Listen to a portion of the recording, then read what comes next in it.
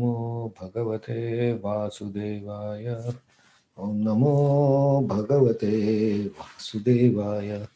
Namo Vishnu Padaya Krishna Krishnaya Bhutale Srimad Bhaktivedanta Swami Nityanam. Namaste Saraswati Devi Gauravani Prachari Vishesha Shudravani. Pashyata Desatarini Jai Sri Krishna Chaitanya Prabhu Nityananda Shri Advaita Gadadhar Shri Vasadi Gaur Bhakta. Hare Krishna, Krishna Krishna, Hare Hare. Hare Rama, Rama Rama, Hare Hare. Mukam karoti vacharam Shri Guru Dinata. Hare Krishna. So we continue today with Gita chapter 2 and today's verse is verse number 58. Understand the words.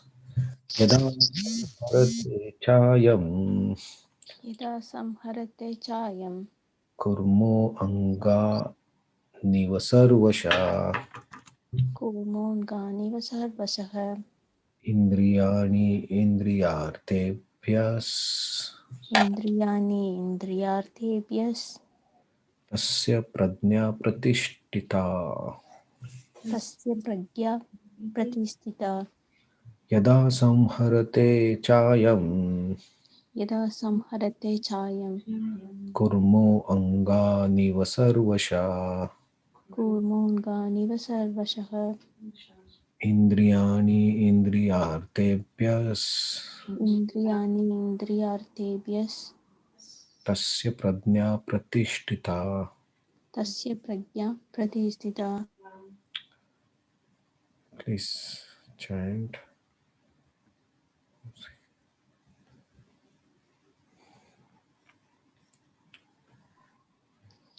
यदा संहरते चायं कूर्मोऽङ्गानिव सर्वसः इन्द्रियाणि इन्द्रियार्थेभ्यस्तस्य प्रज्ञा प्रतिष्ठिता.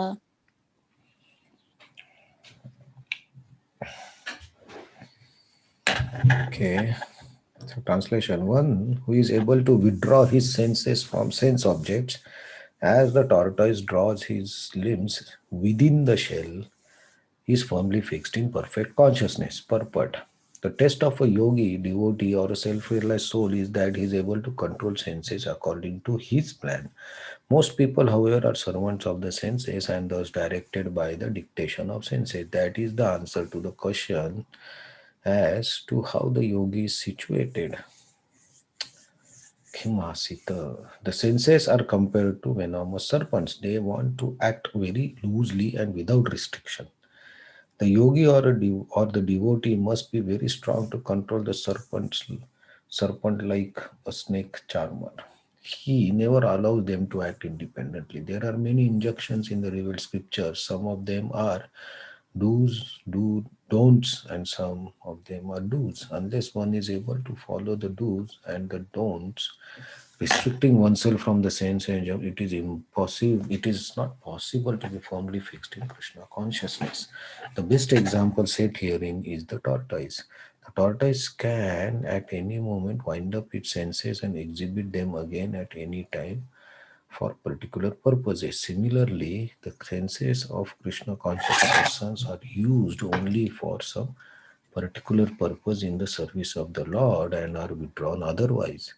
Arjuna is being taught here to use his senses for the service of the Lord instead of for his own satisfaction. Keeping the senses always in the service of the Lord is the example set by analogy of tortoise who keeps senses within.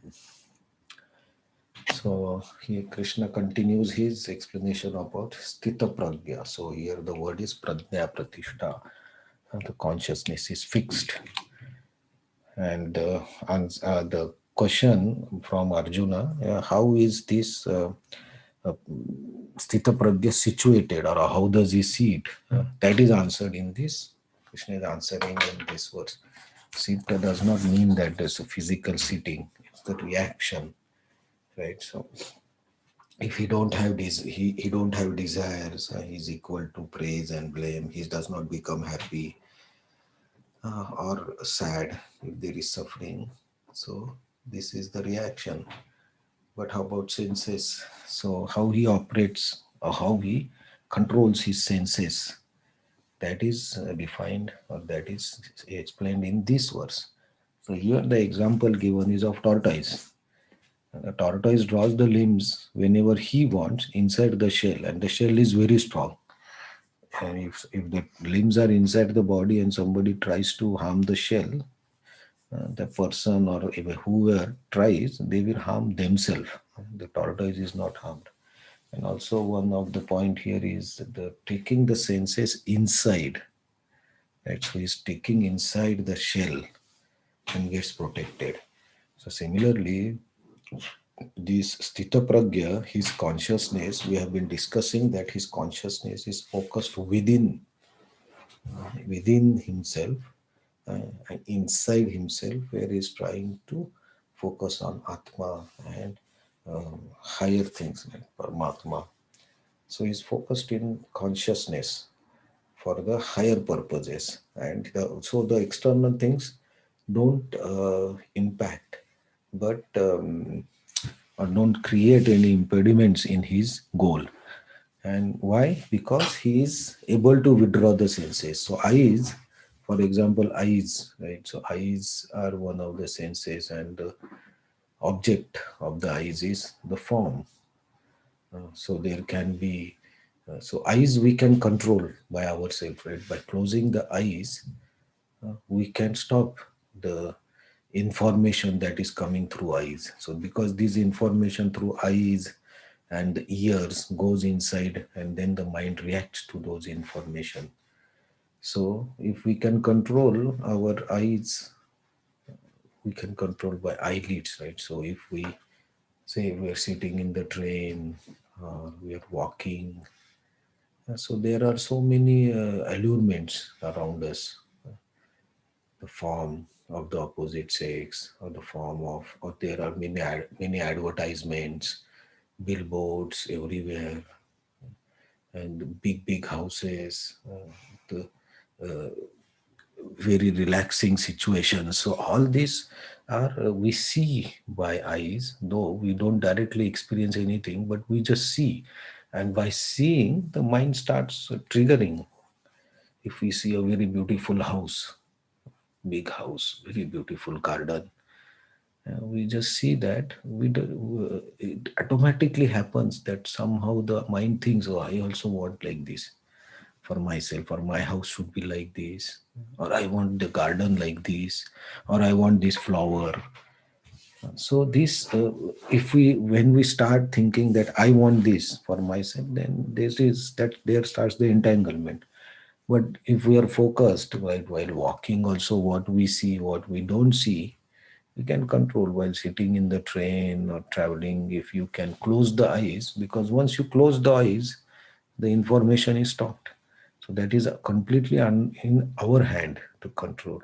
So tortoise is example given because he withdraws all the parts of his body inside the shell whenever he sees any danger.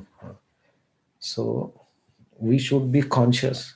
If we are conscious inside, and then we know how our senses are operating and where they are focusing, then we can control them.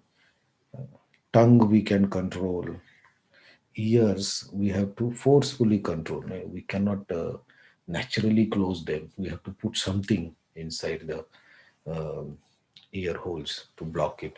So we have to take efforts to control these senses, because the sense objects we cannot control. They will be always there. You hear some music, you like that music, you want to hear more, but we can control it by hearing about our goal. What is our goal? Self-realization, Krishna consciousness. So we hear about Krishna, so by that we control it. So when we avoid hearing other anything other than say Bhagavad Gita or Bhagavatam or other things, then we automatically control that, and we are under the shell of this higher consciousness. So this the Sthita Pragya person is defined that he can control his senses by on his will. Whenever he wants, he will control. He will plan as per his plan. He will move the senses or use the senses. So that's a very very good, nice to have skill, right? That you notice that this is a problem, so I should not get entangled in this. So this is intelligence. We have to use our intelligence, so which is above the mind. So we cannot go with the mind. Mind also is the king of the senses, right? The Krishna says in 10th chapter, among the senses I am mind. So mind is very strong. So we have to act through intelligence, act through buddhi. Krishna told Arjuna, use your buddhi and connect yoga.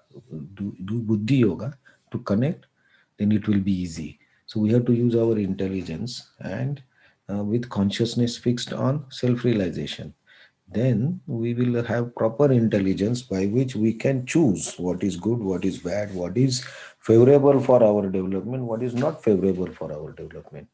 So this example is practically seen in case of tortoise. So it's that's the analogy used by Krishna to explain. So Arjuna is not going to fight because he thinks that by killing his relatives, he will get the sins.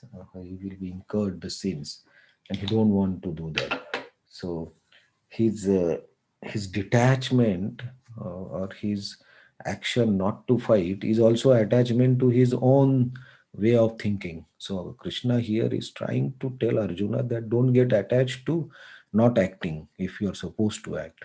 So that is also a problem when you are attached to your desire to not act.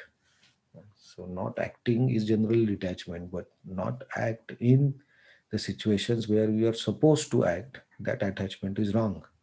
So Krishna is telling Arjuna that use your senses properly, like a sthita pragya, and use them for higher purposes. So here Krishna is with him; he is his guru.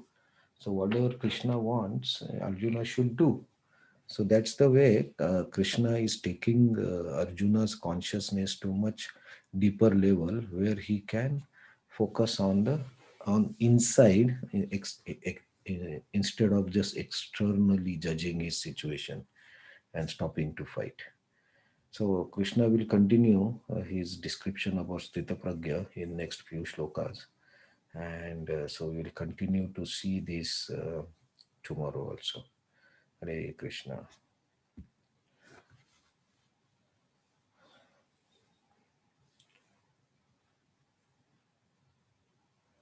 So sometimes we face very difficult situations visually.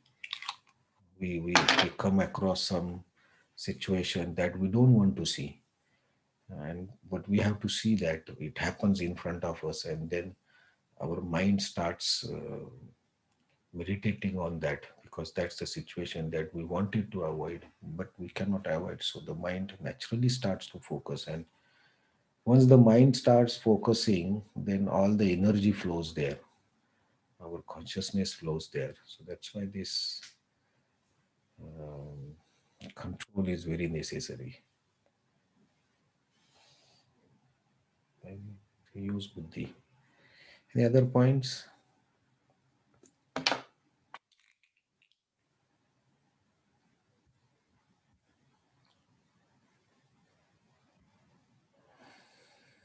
Okay, Hare Krishna. Thank you very much for coming today also.